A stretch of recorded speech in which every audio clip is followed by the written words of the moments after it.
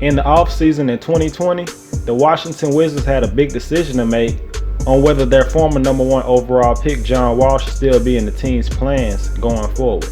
The decision should have been easy.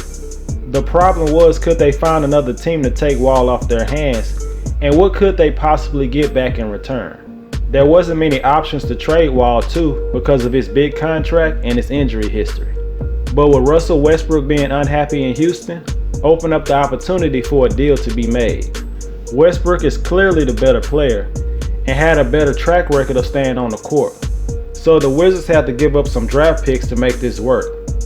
And the franchise was moving forward with two of the most explosive players in the league in Bradley Beal and Russell Westbrook. But the start of the season was rough to say the least. They had 3 different losing streaks in the first 15 games of the season. A 5-game losing streak, a 4-game losing streak, and a 3-game losing streak. And they were one of the few teams that had to shut down because of a COVID outbreak, and that lasted around 2 weeks. That kind of disruption during the season could be challenging for any team, and that made it even more difficult to get back on track. But the Wizards went on a run in the second half of the season, and this team was able to go on an 8-game winning streak that helped them secure the 8th seed in the Eastern Conference. They would finish the season with a 15-5 record over their last 20 games. Westbrook and Beal played like superstars, but the supporting cast around them were average at best. And that's partly because of the young and inexperienced players on the team. So instead of running it back with Russ and Beal, the organization decided to shake things up again. A deal was initially proposed between the Lakers and the Wizards, but the trade couldn't be finalized until the start of free agency, which opened up the possibility for the deal to be expanded on. And that's exactly what happened. And that benefited the Wizards more than any other team in the deal. This ended up being a 5-team trade, in which the Wizards were able to receive Spencer Dinwiddie, Kyle Kuzma, Kentavious Caldwell-Pope, Montrezl Harrell, Aaron Holiday, and the 31st pick in this year's draft, Isaiah Tye, who I am very high on. Westbrook is still a great player, but I believe the Wizards became better overall with this trade. Instead of being so top-heavy with an unreliable supporting cast, the Wizards now have a more balanced team with more depth coming off the bench. This team is in a better position to stay consistent because they have more capable players across the board. As a matter of fact, there could be a couple of worthy players that end up not getting minutes because the roster is deep at certain positions. If you take a step back and look at the whole picture, this team was able to turn an injury-prone John Wall with still $80 million owed to him before last season into 6 good players on reasonable contracts. That's unbelievable. GM Tommy Shepard should automatically be in the running for Executive of the Year for this upcoming season. After it was clear that Westbrook was going to be traded, speculation started about where Bradley Beal could ultimately end up, because a lot of people assumed that the Wizards were going to clean house and start from scratch. But Beal has continuously stated that he wants to stay in Washington and build a winner there. And the Wizards in response made it clear they don't want to move him either. But they are taking a risk if they don't sign him to an extension before the season starts, because he can't opt out of the last year of his contract and become a free agent next summer. There's a lot of time between now and next summer for a player to change his mind. Beal was an absolute beast on the offensive end this past season and finished second to Steph Curry for the scoring title. It was his second straight season averaging at least 30 points a game. This upcoming season he will be playing with a different point guard. A point guard that will have the basketball a lot less and is a better outside shooter. That's Spencer Dinwiddie. His season was cut short early as he went down with a partially torn ACL. He played just 3 games, and he had hoped to return during the playoffs if the Brooklyn Nets made it farther, but it wasn't meant to be.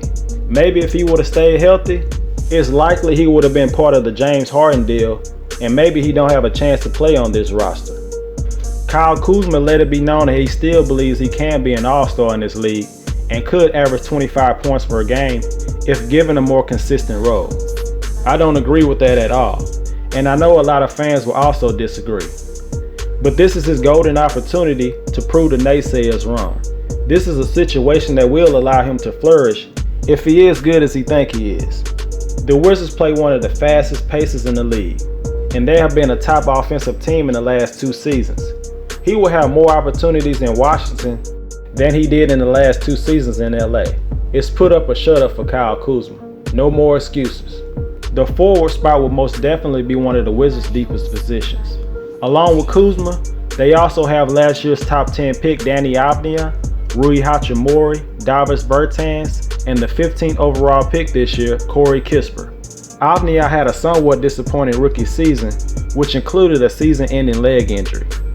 The one thing that NBA scouts were worried about was his outside shooting, and he did struggle being efficient. He only shot 41% from the field and 31% from 3. Many scouts looked at him as a point forward, but there was no way he was going to have that opportunity playing with a player like Westbrook.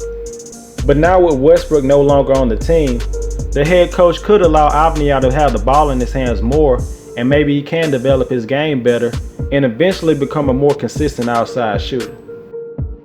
And that head coach will not be Scott Brooks anymore. The Wizards will have a first-time NBA head coach by the name of Wes Unseld Jr., the son of the greatest player in franchise history. But he didn't get the job because of his dad. He's been an assistant coach since 2005. From the Washington Wizards when Gilbert Arenas was a star, to the last 6 years with the Denver Nuggets. Nuggets head coach Mike Malone put Wes in charge of defense, and the Nuggets defensive rating jumped from 29th to 10th in 2 years. Wes Unseld Jr. has the necessary qualities to be a good head coach, and because of hard work and dedication, he will finally get his chance to lead a team. Another deep position on this team is the center position. You have Daniel Gafford, the newly acquired Montrezl Harrell, and Thomas Bryant, who is coming off a season-ending ACL tear. Gafford was traded to the Wizards in a 3-team trade during last season. The former Razorback only played 23 games for the Wizards, and he definitely made an impact during the Wizards' run in the second half. Gafford is a great rim protector, and he can be dominant on the boards. And with a team that doesn't have many good individual defenders, Gafford will be very important for this team. When he's on the court, the team's overall defensive rating improves. He would be my choice to be the starting center. If the last year and a half proved anything about Montrezl Harrell, it's how limited he is as a defender. It all started in a bubble, mostly against Nikola Jokic and the Denver Nuggets in the second round in 2020. And it carried over to his only season with the Lakers. He does bring a lot of energy, and he has a knack for scoring around the basket. But because of his defense, it's not really a good idea to have him in the starting lineup, especially with a team like the Wizards, who have been one of the worst defensive teams in the league in the last 2 years. I believe Harrell and Thomas Bryant will battle for the backup big man spot behind Gafford, at least at the start of the season. The 22-year-old Rui Hachimore almost had identical numbers in his second year as he did in his rookie season. While his three-point percentage is still low by today's standard, the most important thing is he's showing steady improvement, even if it's at a slow pace. Davis Bertans was acquired last offseason, but the Wizards did not improve as a three-point shooting team compared to the previous season. They were 28th in three-pointers made and tied for 22nd in percentage.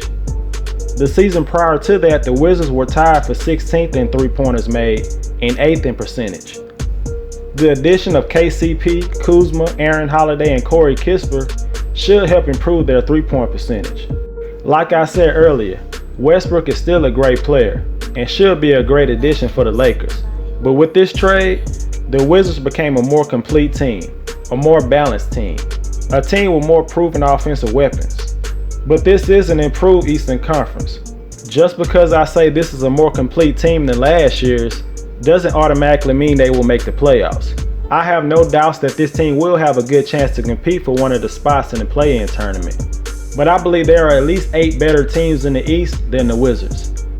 I have the Wizards finishing in 11th place with a 34-48 record, the same amount of wins as last season, but on an 82-game schedule. Bradley Beal will continue being one of the best scorers in the league, and Dinwiddie will be a good complement to him in the backcourt. Kuzma will get more opportunities, but he will more than likely give the Wizards the same impact as he did when he played for the Lakers. They will be an offensive juggernaut, but their defense will still be horrible, and that will be a big factor in them not making the playoffs.